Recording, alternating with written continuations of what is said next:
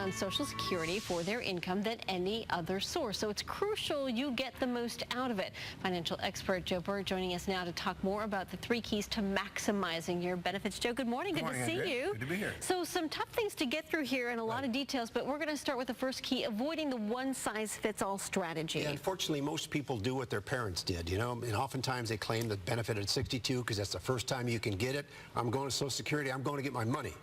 And it's not necessarily the best idea, particularly if you're still working, because if you're still working between 62 and your full retirement age, which today is 66 or 67, depending on your birth date, you'll give back $1 for every 2 that you earn. You'll give back? You'll give back. In other words, Social Security will take it back from you. Wow. For $1 for every 2 that you earn over $15,720. Now, you get it on the back end, but there's no reason to claim it early. So you want to understand that just because your parents did it may not be your best situation. Yeah, so many tough roads to navigate with this because there are pros and cons. What about the second key? What's best for the entire family? Well, here once again, if you claim Social Security early, like in this case 62, you get a 25% reduction in your benefit, and that carries out throughout your lifetime. Now, if you're married and you pass away, your spouse is entitled to the higher of his or her benefit or your benefit.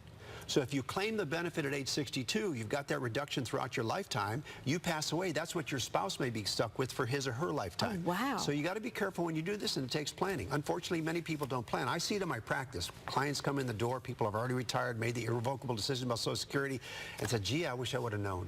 Do you think a lot of people make that decision early on? Well, they do, then because they don't do planning. You know, they look at, well, I could use this extra money now. We can use it for vacations or whatever, pay some bills. But it's a tremendous difference in what you do. The impact could be several $100,000 over your retirement years. I think so many people struggle with it and they just take the easiest route out because they think, I don't need to think about that. It's easy. Just go sign up and give me the money. Exactly, but the rules change so much, right? And that's another key. The rules have just changed. In November, they had a big rule change.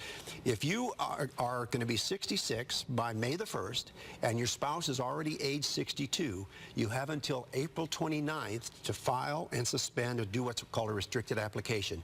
In some circumstances, as much as $60,000 more benefit that you're entitled to. But that window is closing April 29th. So once again, the magic numbers are, if you're going to be 66 by May the 1st, and your spouse is 62 years or older, this is an opportunity for you. Okay, so hopefully that grabbed a lot of people's attention. What do you say, one final question to you, what do you say to people who say, oh, I'm not going to be able to even get Social Security by the time I retire? Are you worried about it? Well, I think about it, I'm like, I'm not going to see any of that money.